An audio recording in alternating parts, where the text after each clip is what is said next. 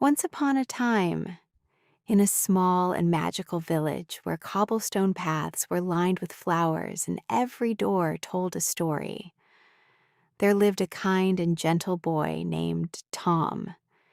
He had the biggest smile in the whole village, the kind that made everyone around him feel warm.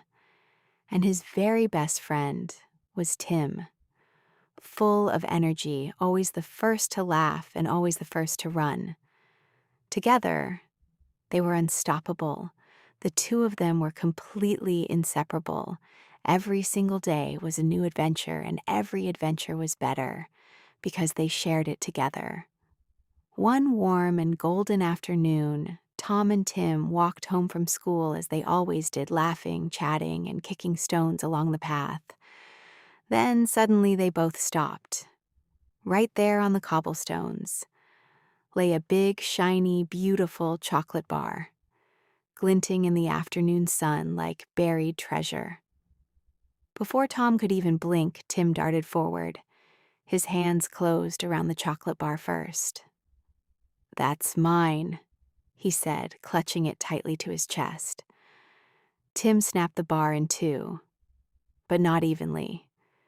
He kept the large piece for himself and handed Tom the small one without quite meeting his eyes.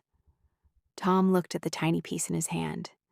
Then he looked up at Tim and smiled. "That's okay," he said softly. "I'm just glad we're sharing." Tim bit into his chocolate. It was big, it looked perfect. But somehow, it didn't taste as sweet as he expected. Something inside him felt very wrong. He closed his eyes, and all he could see was Tom's face, that warm, unbothered, generous smile. A pang of guilt settled deep in his chest. "I wasn't fair," Tim whispered to himself. He stood up slowly, held the chocolate tight in his hand, and turned back down the path toward Tom. "Tom." "I'm sorry," Tim said quietly, holding out half his piece with both hands.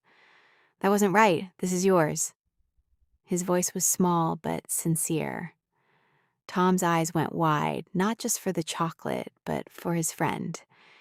He reached out, took Tim's hand in his, and held it gently. That said everything. And so the two friends sat together under the golden sky, laughing, sharing, and equal, because they learned the sweetest thing in life is never the bigger piece. It is always the sharing,